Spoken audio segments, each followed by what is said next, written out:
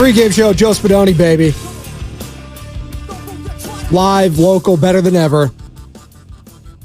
Right here in downtown San Francisco on a wet and cold Tuesday morning here in the Bay Area. Please be safe out there for all of you driving, just getting off work, getting ready for work, walking around. If you're on a scooter like I was this morning, be safe, please.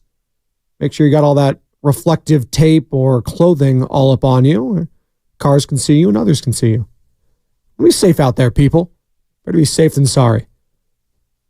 Speaking of being safe, I got to start the show like this. So, can someone check on the French phenom? How's my guy Vic doing after this? Minute 19 to go. Still 109-101. Jackson Davis goes up and he slammed it down over Wembanyama down the lane with the hammer. Oh my goodness. And a foul. What a surprise that was. Nobody expected that. Just threw it down on Wembanyama. Elevation sensation. The great Tim Roy on the call here on 95.7 The Game. Trace Jackson Davis. Night on Victor Wembanyama. I mean, in a season that's been up and down, I feel like that's the play of the year so far. And it comes from the rookie out of Indiana. How sick was that? One more time. Give it to me, Tim. Minute 19 to go. Still 109-101. Jackson Davis goes up and he slammed it down over Wembanyama down the lane with the hammer. Oh my goodness. And a foul. What a surprise that was. Nobody expected that. Just threw it down on Wembanyama. Elevation sensation. It really was. Warriors, 112. Spurs, 102. Warriors able to split versus San Antonio here. That little two-step there, home and away. And now the Dubs get ready for the Dallas Mavericks. No Steph Curry. Steve Kerr says he does not expect him to play tomorrow night in Dallas. That's 5:30 tip there. Warriors Live starting at 4:30 right here on 95.7 The Game. So no Steph there. I would anticipate, don't quote me on this, I would anticipate his return potentially this Saturday night in Los Angeles against the Lake Show. Talking about a massive game and game of the year potential. Now, I don't think anything's going to top the double overtime at Chase Center. That was incredible. That might have been one of the greatest regular season games of all time. It's up there in the consideration. When you had Steph going off, you had LeBron going off, Draymond getting into it, Anthony Davis, it was everything. But this Saturday, and I'm not looking past Dallas, but without Steph, that's going to be a tough matchup. Although, Luka Doncic, don't get in the way of this guy. Minute 19 to go. Still 109-101. Jackson Davis goes up and he slammed it down over Wembanyama down the lane with the hammer. Oh my. Oh my. Tim Roy in his bag yesterday. So was Trace Jackson Davis. So was, dare I say, Andrew Wiggins. Nice performance from Andrew Wiggins. 6 of 8, 16 points, efficient, great defense. Got the job done. Kuminga leading all scorers with 22. Then you got Klay Thompson. Not his most efficient night, but he kept shooting. Got 21 points. They needed it. They got the dub. Wasn't the greatest offensive performance from either of these squads, but you know what? Who cares? The Warriors just wanted a damn win, and they got one. They are now 34-30 on the year. Once again, looking at the Western Conference, sitting right there in that 10th spot, the Golden State Warriors at 34-30. They have a 5-game lead over the Houston Rockets. I think you can call it. I don't think the Rockets are going to sniff it. Şengün, good news on him. The center out of Houston just has a really bad sprain and a bone bruise. All things considered, no ligament damage. That's pretty good because that looked like an ugly fall for the promising young player, again, by way of Houston. And man, the way that thing buckled against the Kings too. So good news there, but they expect him out for quite a while. And even with Şengün, I don't really see the Rockets making up that much ground. Crazy things can happen, but that would be pretty crazy. So 1 game difference between the Warriors and Lakers. Lakers 36-30. Then you got the Mavericks again tomorrow night. They're a 2.5 game lead over you in that 8th spot. So are the Sacramento Kings. So it's not getting late early, as Yogi Berra once said, and Bonte likes to reiterate on the Morning Roast. But man, it's going to be tough. If you lose to Dallas and then Steph comes back to the Lakers and you lose that one, it's very hard to see them making enough ground to get to that 8th and 7th spot. Now you lose tomorrow, come back and win with Steph, where he hasn't really played well down at formerly Staples Center's, now Crypto.com Arena. God, the worst name ever. Just sounds hollow. But you split these two, you got action. Hard to see them scratching up to 8, 7, or hell, even 6 at that point if they fall within these next two. So it's massive. That win last night was huge. They needed it desperately, and they got it. And things weren't looking great early on there. Down 10, third quarter, it's like, okay, here we go again. But they fought back, went on a huge run, and then capped it off in that fourth quarter with an and one. TJD. How does this taste? They're now called freedom fries, I'm being told, not French fries, Sam. That's what they're saying. I don't make the rules. All the French jokes were great, though. It was great. French connection. That was all I got. That was it. But watching the fans' reactions all across. So you watch the bench first. When things like this happen, when you get a facial on another player, like we did last night with Trayce Jackson-Davis, don't look at me like that, sicko. On Wembanyama, you look at all the reactions on your phone or whatever, your TV, what have you. You got the bench first, and then I like looking at the opposing fans. The fans sitting there on the court side or up on the top, and you got everything. You got to look to the left, look to the right. Oh, my God. You got the hand in the face like, oh, no, our best player just got destroyed. You got the standing up and like, oh, my God. Like, those are my favorites when you have the opposing bench's reaction, too, on a play that they probably shouldn't be reacting to because their own teammate just got owned. We didn't get that angle, but those are some of my favorites where like, oh, you shouldn't have gotten up, but they did anyways. Those are when you know the dunks are vicious. And last night, Trayce Jackson-Davis, the rookie, he'll remember that forever because Victor Wembanyama, lock it in, is going to be an all-timer when it's all said and done. He's just got that written all over him. This rookie season has been special for him. But last night, 10 to 25, he was a high-volume three-point shooter. I'm fine with that. 3 of 9 from beyond the arc. Finished with 27 points, 14 boards. But, hey, let Wemby beat you. Let him be a volume shooter. That's what they did last night. Not his greatest performance. But credit the Warriors. They made things difficult on him. Now, there's just plays throughout a game still where Wembanyama is just towering over. There was that one, I want to say it's third quarter, second quarter. Wembanyama right at the basket, just like he does a little pirouette, and it's like me dunking on Benny, my 4-year-old, or Nora, my 1-year-old. He did that to Jonathan Kuminga, who, by the way, is not a small person. Spoiler alert, he's like 6'7". And Kuminga made him look like a toddler. It's unbelievable what this guy can do. And yes, he didn't have his greatest shooting performance last night, but you see the stroke. You see it there. There's no one I've ever seen like this guy. It's unbelievable. As I go, Bill Walton, unbelievable. That's what it was. Trayce Jackson-Davis. I need to know his thoughts on that dunk last night. Yeah, that's probably number one right now. So we'll see what the future has in store. I don't think anything's going to top that, Trace. Now, maybe you dunk over like Giannis in the NBA Finals or something like that. That'd be nice. He already had a block party on Giannis.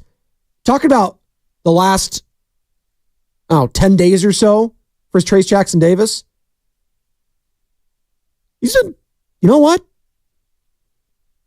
If the Warriors are this high on this kid and Steve Kerr as high as I'm on this guy and Trace Jackson Davis, sky's the limit, man, for what he could do and what he could bring to this team, because it feels like Kevon Looney's now getting phased out. And, it's tough seeing guys like Kevon, who was, again, a DNP last night, as well as Dario Saric, Jerome Robinson, Lester Quinones. I mean, Loon Dog's getting the DNPs. You're just riding Trace Jackson Davis. You got to go with the hot hand and the rookie. And all that wear and tear that's been on Kevon, you kind of saw it this season early on, just wasn't in the greatest of shape. But you know what?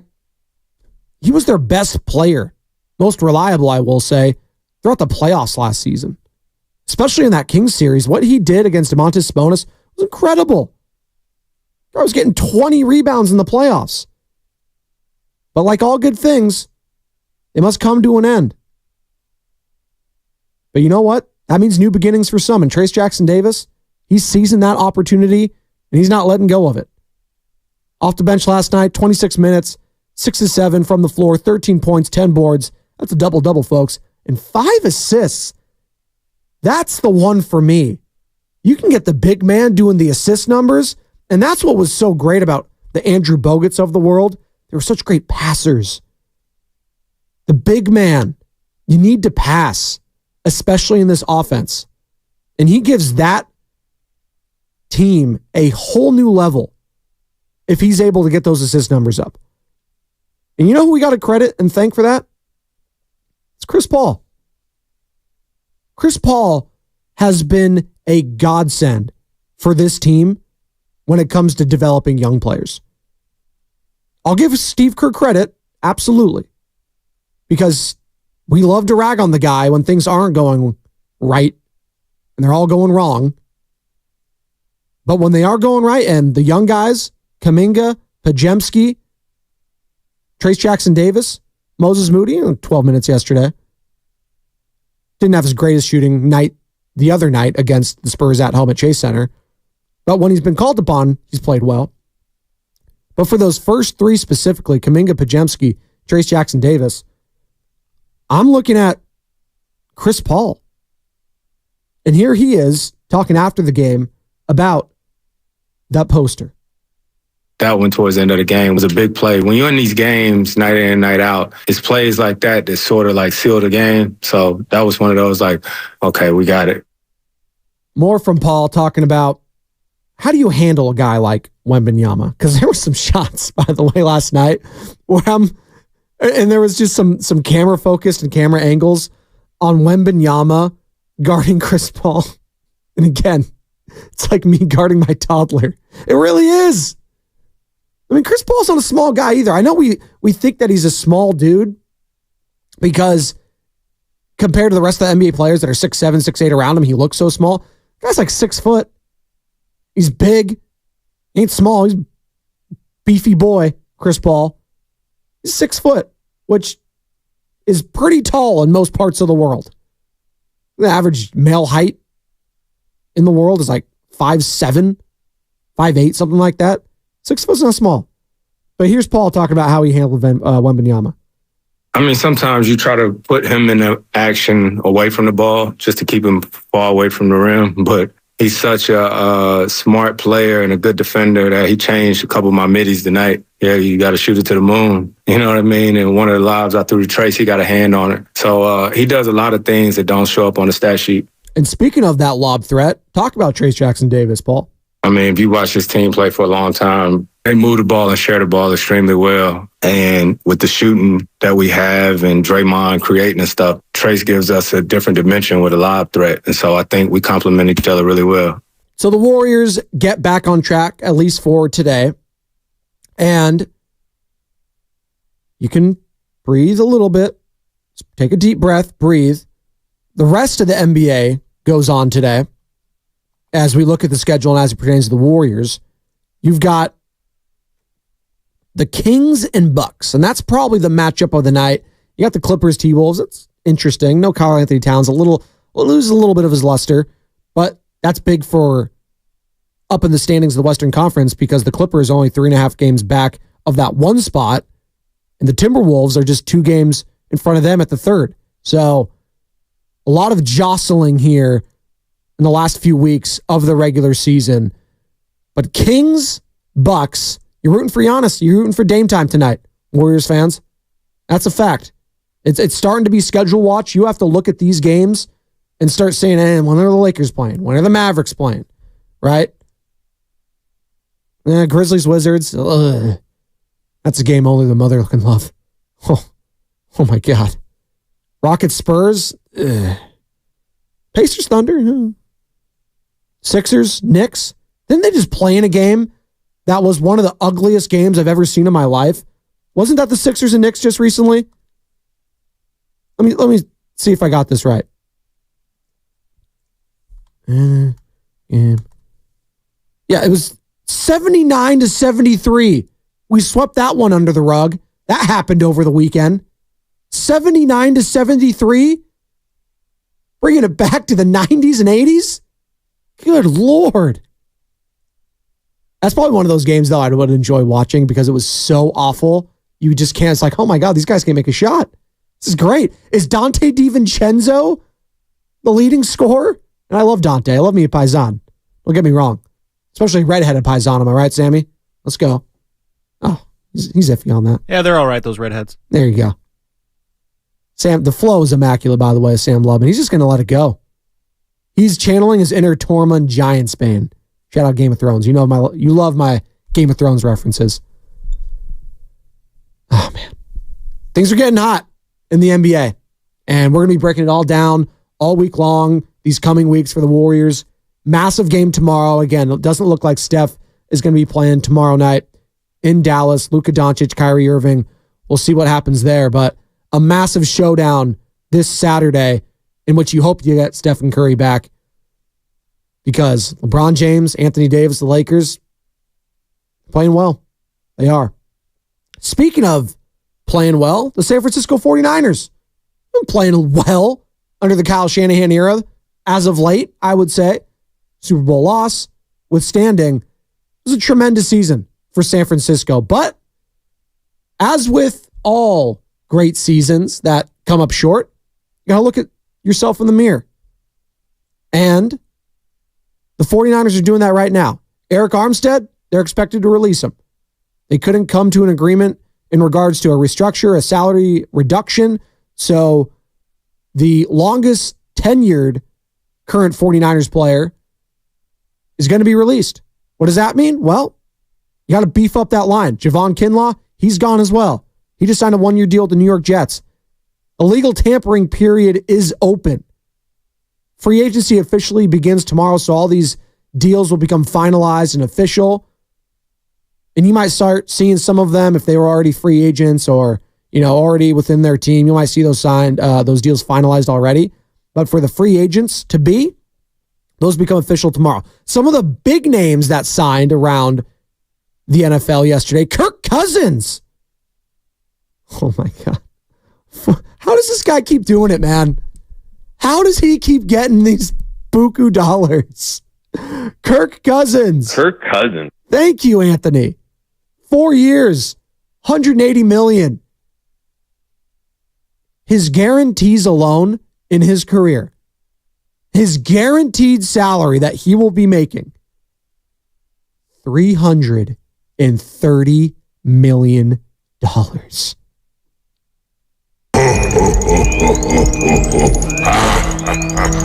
That is Jabba the Hutt money.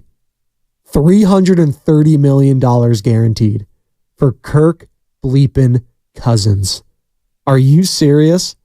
And if he finishes out this deal, which I believe will be 40 years old once it's over with the Atlanta Falcons, if he finishes out that deal, he will have made over $400 million. Think about that. One playoff win in his career. $400 million potentially. Must be nice. You know what? God bless him. Business of Sports Hall of Fame inductee, Kirk Cousins, first ballot, not even close. I think that's what Andrew Brandt, former GM Green Bay Packers, Business of Sports Hall of Fame, that's what he likes to call it. I'm inducting Sam Bradford as well. He made a couple $100 million, I want to say. But Kirk Cousins, hey, good on you. Gardner Minshew. That was my Chris Berman doing that, by the way. 2 years, $25 million, $15 million guaranteed with the Las Vegas Raiders as they're trying to shore up that quarterback room. Aiden O'Connell, the other one there. Jimmy Garoppolo, see you later. See ya, as he would say. I would expect them to sign, or I should say draft a young quarterback, whether that be in the second round or third round. Michael Penix, Spencer Radler. I don't think they're going to be able to trade up for a Jaden Daniels or Drake May, but crazy things happen. You never know. Could they get a Bo Nix or J.J. McCarthy? We shall see. But for now, it's Gardner Minshew and Aiden O'Connell. Mustaches galore, baby. Gardner Minshew does fit Vegas perfectly, though. The hair, the swag, everything. I like me some Gardner Minshew. I'm not mad at that signing. High-end backup. Feels like he wins games every year. Every team he's on, the Colts last year, he was winning games. Came in for the Eagles, he won a game. Right? Think of Jacksonville. By the way, fun trivia question. The last quarterback to win a game at the Oakland Coliseum, Gardner Minshew. Although the Raiders kind of got hosed in that game. Derek Carr slid down, but they called him out of bounds, even though when he slid out inbounds. So the clock could have kept running and basically would have iced the game. But them the breaks. Didn't really get any, unfortunately. Thus is being a Raiders fan. Josh Jacobs, speaking of the Raiders, all-pro running back just a season ago for the Silver and Black. He signs a 4-year, $48 million contract with the Green Bay Packers, which subsequently means Aaron Jones, see ya. There were 9 running backs that changed teams yesterday. 9. And that just speaks to this upcoming draft, and it cannot be very deep when it comes to running backs. I'm thinking of Blake Corum, right, out of Michigan, and then who else? Maybe there's someone out of Florida State. Bonte can help me out there. Anyone from Miami? Sammy, running back? No one. See? I mean, I just named 3 teams out of how many in college football. But, hey, if you don't trust me, just ask the Daniel Jeremiahs of the world. Not a very deep running back class. So you're seeing all these teams change. And perhaps the biggest signing for a running back yesterday was Saquon freaking Barkley going to the hated Philadelphia Eagles. Hated not just by the San Francisco 49ers, but can you imagine the vitriol twice a year? I guess one time. The New York Giants fans are going to be giving that guy and spewing at him. You're dead to me now if I'm him. If I'm a fan of the New York Giants, I'd just ask Tiki Barber. What are you doing, Tiki? Really? You're dead to me? Come on, dude. When's the last time you played for the New York Giants? 15 years ago? If that's... like, come on. You're dead to me, really? Saquon clapped back. He's like, what are you talking about, dude? You've never really been cool to me, even when I was here in New York. So the New York Giants fumbled that bag when they probably could have traded him last offseason. They just didn't. When Saquon came to camp, ready to go, didn't miss any time, he reported, could have held out, did not, was a professional the entire time, and ultimately they chose Daniel Jones over you.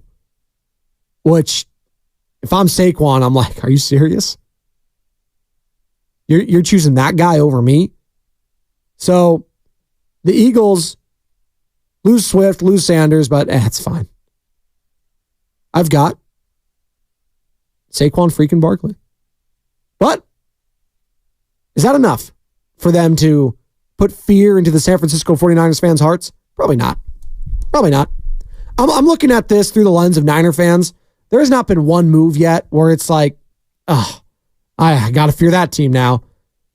Got to fear that team. And this is what I'm not going to say can't stand because I'm like all of you. I love the fantasy football aspect of free agency and stuff like that. So-and-so won free agency. Well, I've been a Raider fan forever, and we've won free agency a couple times. And you know what? It doesn't do anything for me. You know where you win? You know where you make your bread and butter? It's the NFL freaking draft. If you hit on a Brock Purdy, a guy that you're paying diddly squat this upcoming season, that opens up everything else. Now, that is once in a blue moon type of stuff. Brock Purdy, Tom Brady's of the world, like that doesn't happen. But when it does hit, or when you hit on a George Kittle, or you hit on a Deebo Samuel, those guys, Fred Warner, yeah, it changes everything. Because not only are you not paying them all that much the first couple of years, you get to shore up everything else.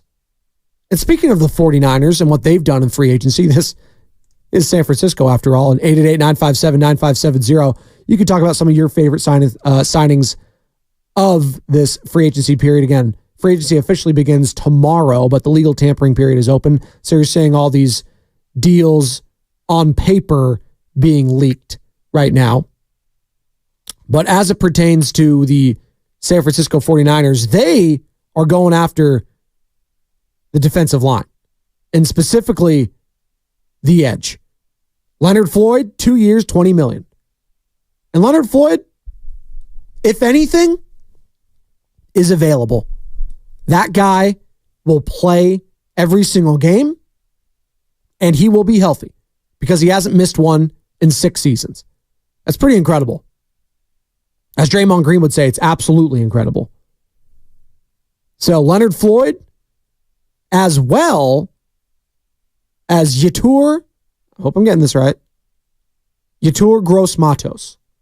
2 years, $18 million. He comes over by way of the Carolina Panthers. So out with Kinlaw, out with Armstead. Hello, Gross-Matos. Hello, Floyd. You like the signings? How you feeling about them? Leonard Floyd, I've always liked the name more than the player.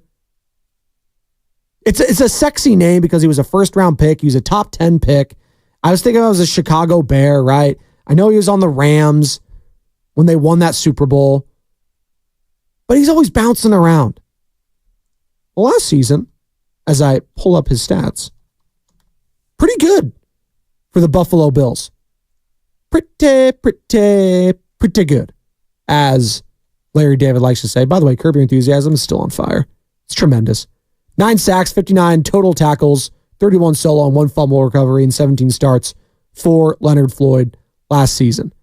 With the Rams prior to that, and again, as I mentioned, the Chicago Bears. He's bounced around a little bit. This will be his 4th team in his career. But again, the guy doesn't miss snaps. He played in every single thing. And for a team that seems to get injured a lot, that's something to sniff at. Oh, man, I'm up against it. Oh, my goodness. We got to go. 888-957-9570. It's the pregame show, Joe Spadoni. Some of the moves that you like, some of the moves you would like to see as it pertains to the 49ers. We can get into that on the other side. And more free agency talk right here on the pregame show, 95.7 The Game. At Lowe's, pros save big every day when you buy in bulk. Save 10% when you buy 230 or more select James Hardie fiber cement siding panels. And there's more. Save an extra 5% every day.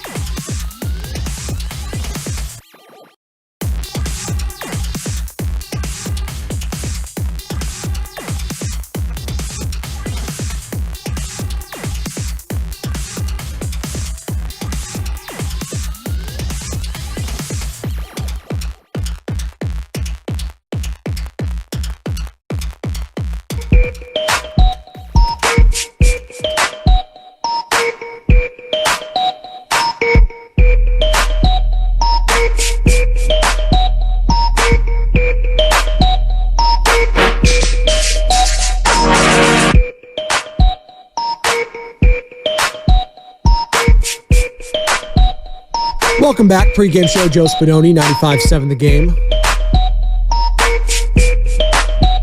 Talk a little Dubs.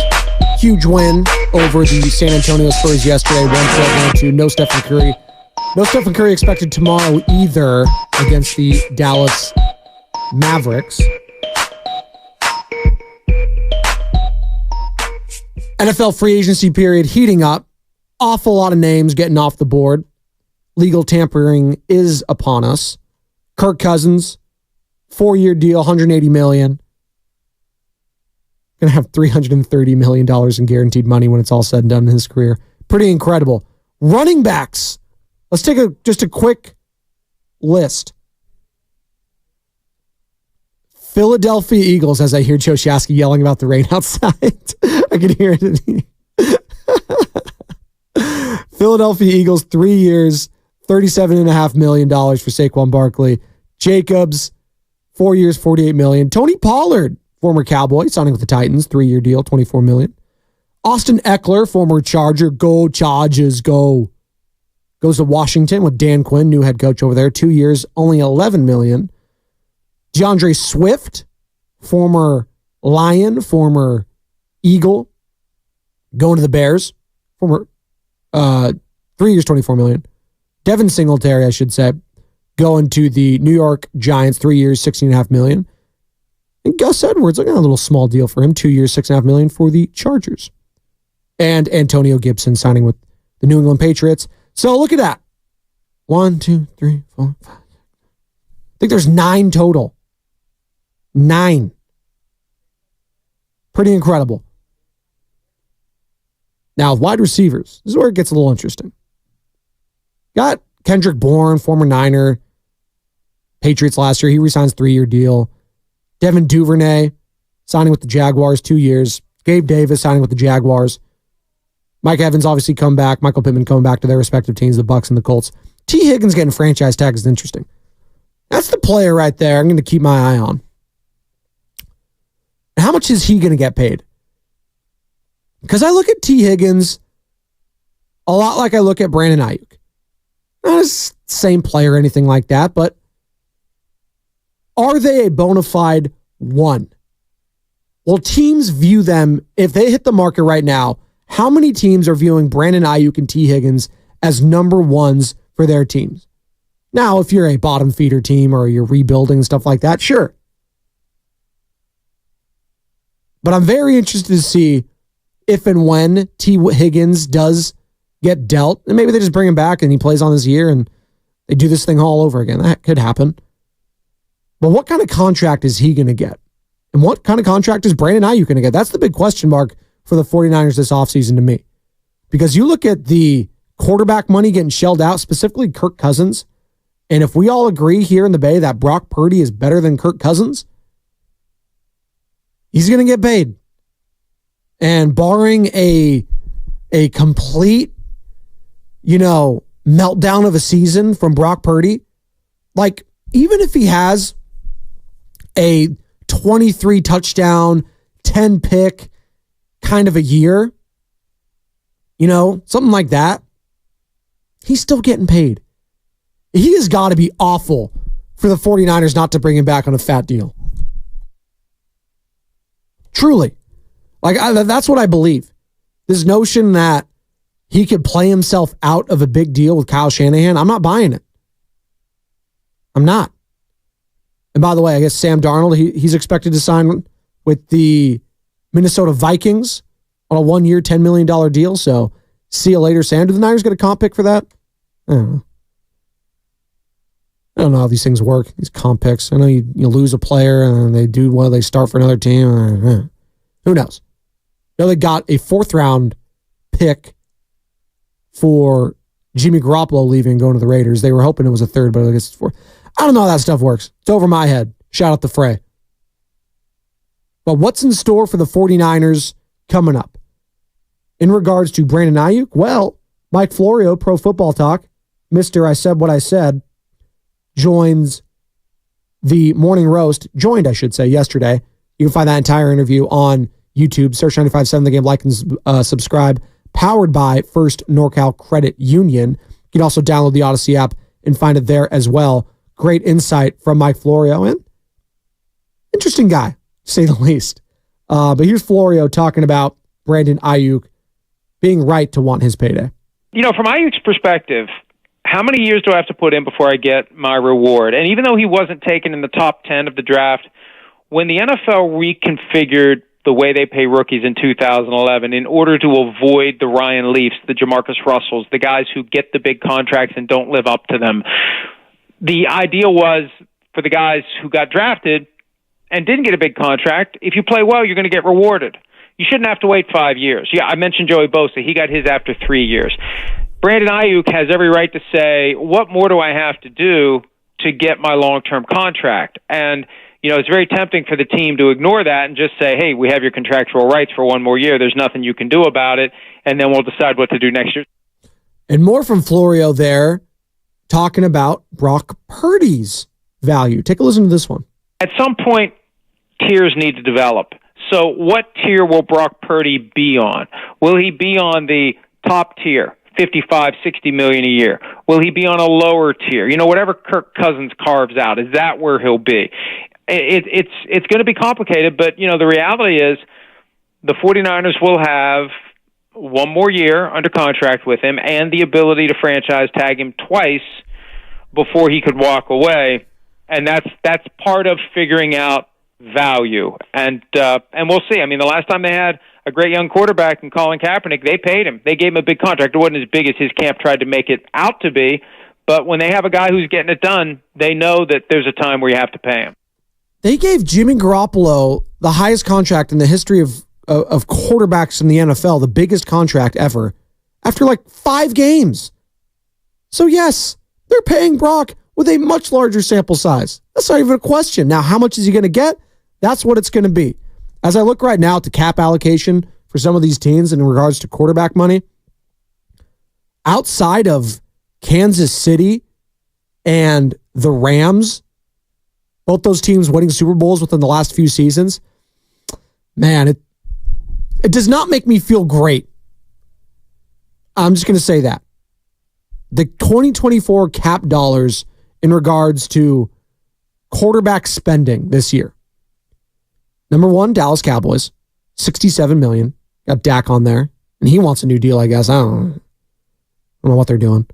We know what Dak Prescott is. He's a very good regular season quarterback, comes up short in the playoffs. Cleveland Browns, that deal after last season is looking like a debacle. Let's see if Deshaun Watson can get healthy. Get out of the booth. Arizona Cardinals, Kyler Murray. We'll see with that. Again, he was rehabbing last year. He came back. We'll see. Then you got the Rams, again, I mentioned. Then the Giants, Daniel Jones. Ugh. Broncos, they're still paying off Russell Wilson's contract. Falcons now. Lions, Jared Goff. So you're getting the picture here. Some of those quarterbacks, Brock Purdy, absolutely better than. Probably most of those quarterbacks, if we're being honest. I'm taking over Dak. I'm taking him over Deshaun Watson. Taking over Kyler Murray right now. Not going to take him over Stafford. Not going to take him over Mahomes. Danny Dimes, absolutely. Russell Wilson, Kirk Cousins, Jared Goff, all those quarterbacks. So he is going to get paid like those guys. Whether that's 40, whether that's 45, hell, might be 50, depending on the year he has. That's why it's going to be fascinating to see what unfolds, because once you pay that guy, and you're seeing it now with the Miami Dolphins, they're going to pay Tua. Well, we'll see if they'll pay Tua. Be a mistake if they do. But you're seeing it with the Los Angeles Chargers.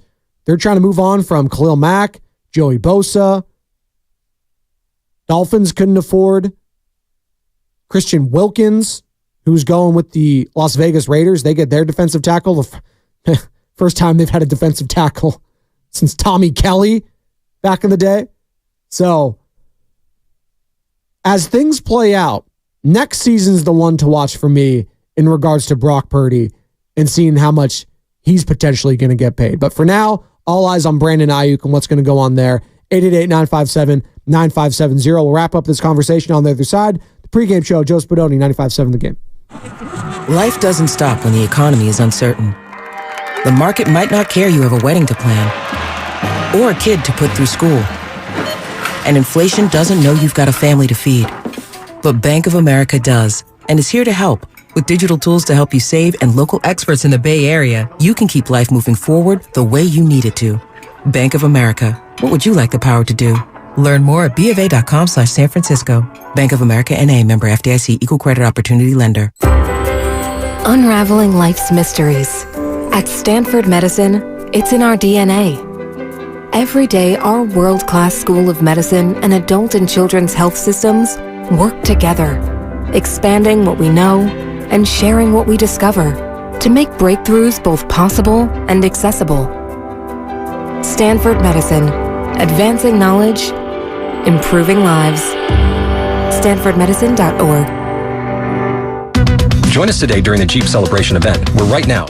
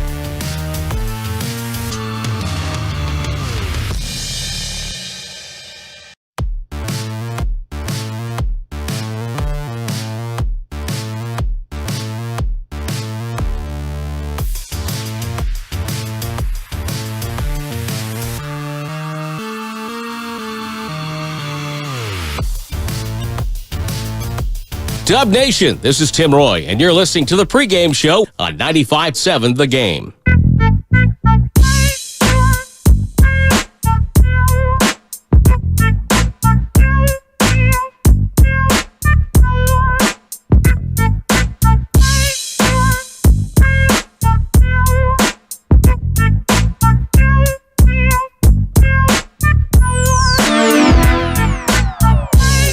Oh, I love this time of year.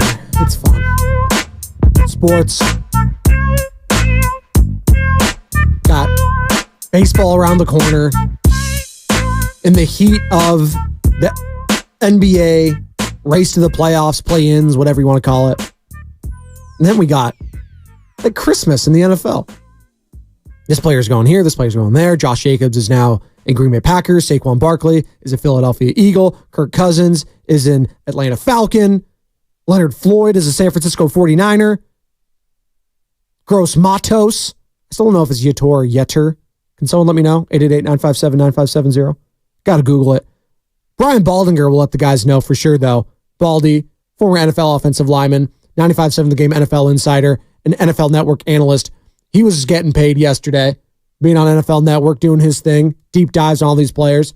So 7:30, Baldy will join the roast. Oh, and did I not mention this?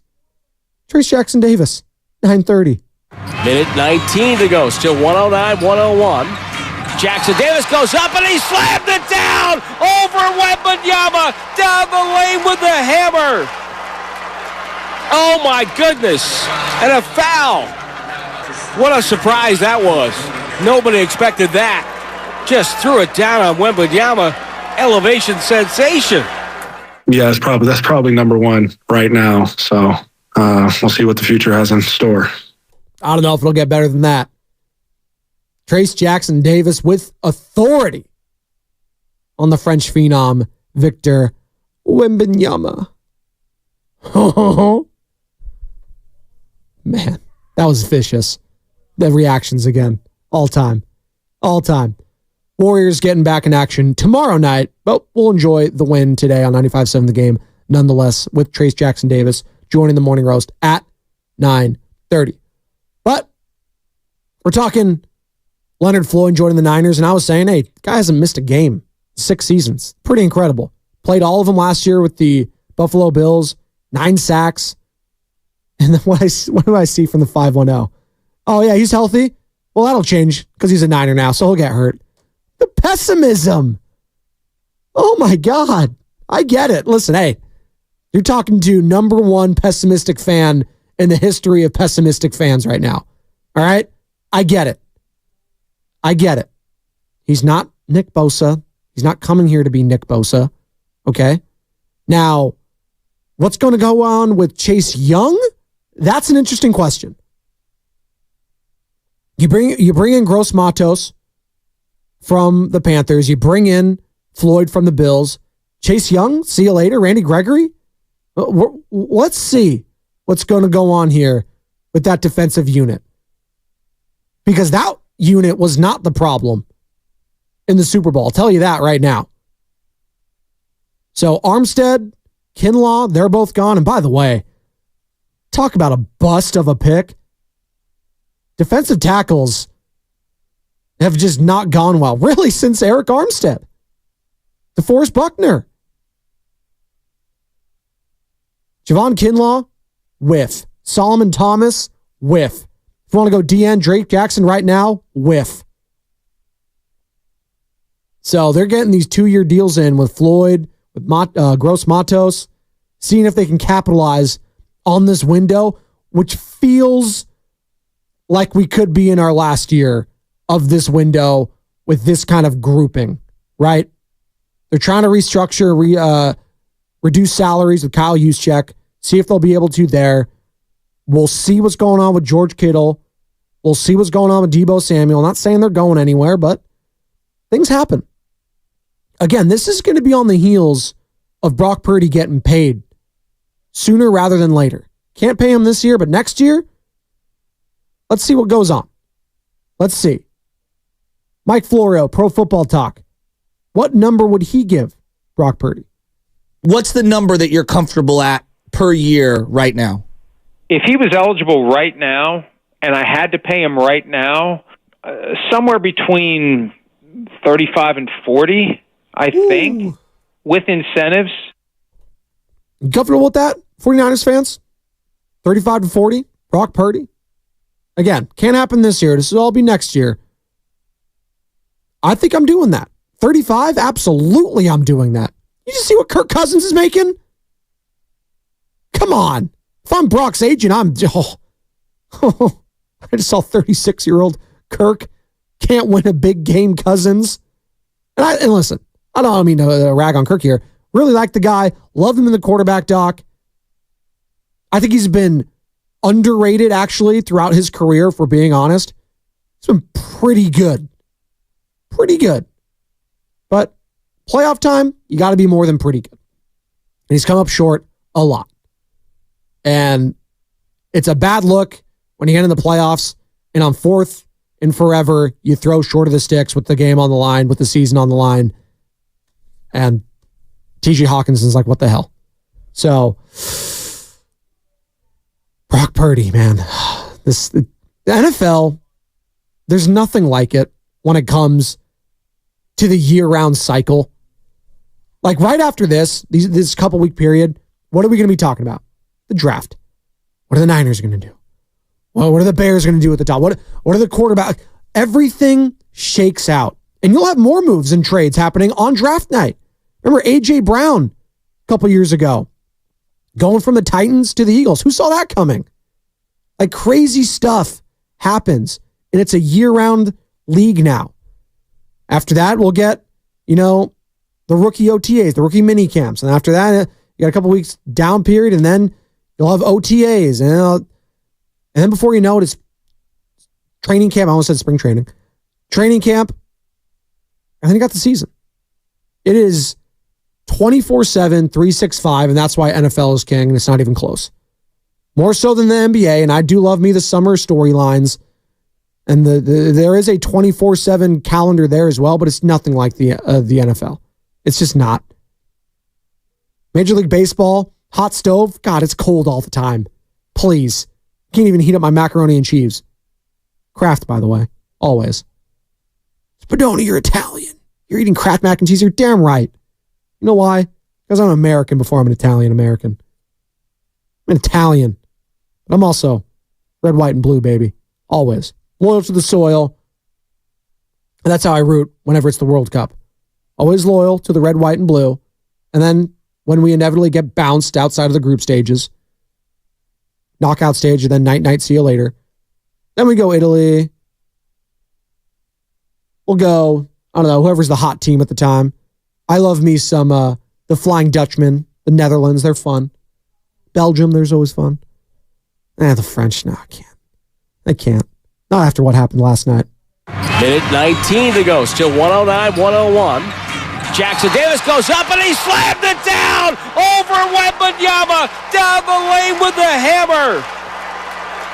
Oh my goodness. And a foul.